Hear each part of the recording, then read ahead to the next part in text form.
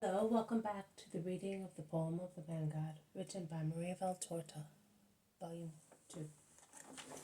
Chapter 251, Part 1. Return to Sicaminon. Jesus speaks of faith. 13th August, 1945. The people of Sicaminon, impelled by curiosity, besieged the place where the apostles were, all day long, awaiting the return of the Master. The women disciples, in the meantime, have not wasted any time, but have washed the clothes covered with dust and wet with perspiration, and on the little beach there is a bright display of garments drying in the wind and sunshine. As it is evening and getting dark, the dampness of sea fog is felt, so they hasten to take in the clothes, although they are still dampish. Before folding them, they stretch them out in all directions and press them, so that they may look tidy to the respective owners. "Let us take Mary's clothes to her at once," says Mary of Alphaeus, and she concludes, "She has been really suffering yesterday and today in that little stifling room." I thus realize that Jesus has been absent for more than one day, during which time Mary of Magdala, who had only one dress, had to remain indoors until her dress was dry. Susanna replies, "Fortunately, she never complains. I did not think she was so good. And so humble, you should say, and reserved. Poor woman. It was the devil who tormented her. Since she was freed by my Jesus, she has come herself once again, exactly as she was when a girl." And talking to each other, they arrive back home carrying the laundry. In the meanwhile, Martha is busy preparing food, and the Blessed Virgin is cleaning vegetables in a copper basin, and then boils them for supper. "Here you are. Everything is dry, clean, and folded, and they badly needed it. Go to Mary and give her her clothes," says Susanna, handing the clothes to Martha. The two sisters come back shortly afterwards. "I thank both of you.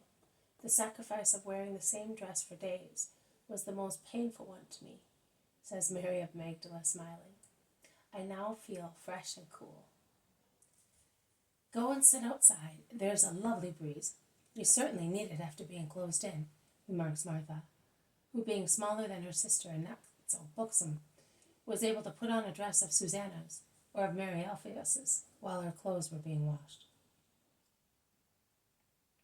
"This time we had to make the best of it, but in future we will bring little bags like the others, and we will not have all this trouble," says the Magdalene.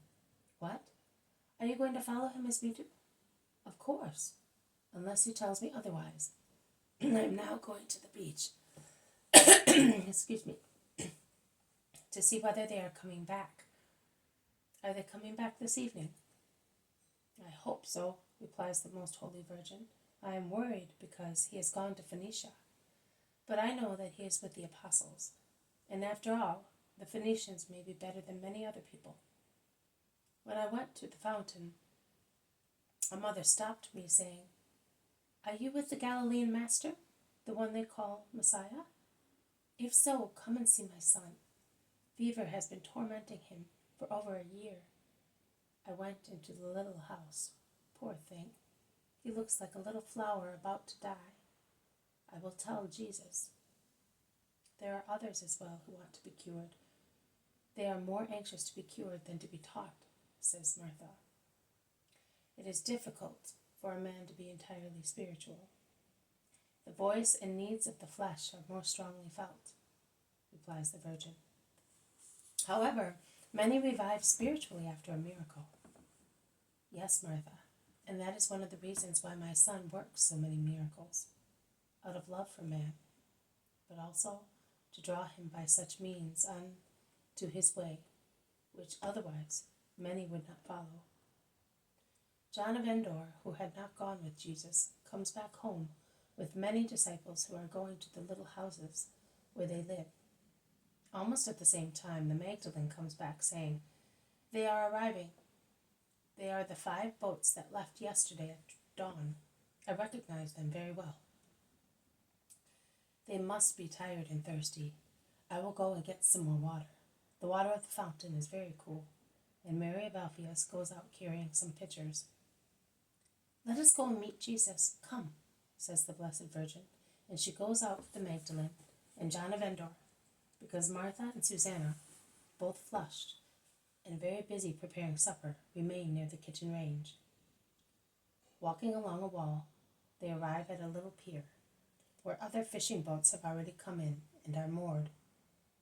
From the end of the pier, it is possible to have a very good view of the whole bay, and of the town after which it is called. And one can also see the 5 boats sailing fast, slightly heeled to one side, as a light northern breeze fills the sails, and is thus favorable, and at the same time brings relief to the men who are tired and warm. See how well Simon and the others are maneuvering? They are following the pilot's boat excellently. They have now passed the breaker. They are now taking to the open sea to avoid the current, which is strong over there. Good. Now everything is all right. They will soon be here, says John of Endor. The boats, in fact, are coming nearer and nearer, and it is possible to distinguish the people in them. Jesus is on the first one with Isaac. He has stood up, and his tall figure appears in all its magnificence, until the furling sail conceals him for a few minutes. In fact, the boat veers round to approach the little pier, and passes before the women standing on the point. Jesus smiles, waving to them, while they begin to walk fast to reach the landing place at the same time as the boat. "May God bless you, my son," says Mary, greeting Jesus, who is disembarking on the quay. "May God bless you, mother. Have you been worrying? The man whom we were looking for was not in Sidon. We went as far as Tyre, and we found him there. Come, Hermastius. Here, John. This man wants to be taught. I entrust him to you. Excuse me. I shall not disappoint you in teaching him your word. Thank you, Master."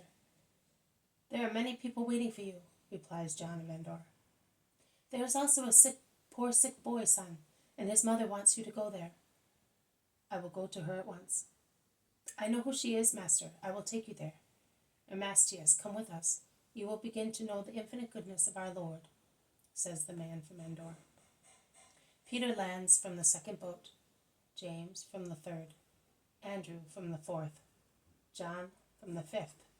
The 4 pilots, followed by the other apostles or disciples, who were with them, all gather round Jesus and Mary. "Go home. I shall soon be there as well. In the meantime, prepare the supper and tell those who are waiting that I will speak to them at the end of Vesper." "And what if there are some sick people?" "I will cure them first, even before supper, so that they may go back home happily." This has been a reading from The Poem of the Man God, written by Maria Valtorta, Volume 2. Chapter 251, Part 1. Return to Sicaminon. Jesus speaks of faith. Thank you for listening. I will see you tomorrow. May God bless you, and may peace be with you.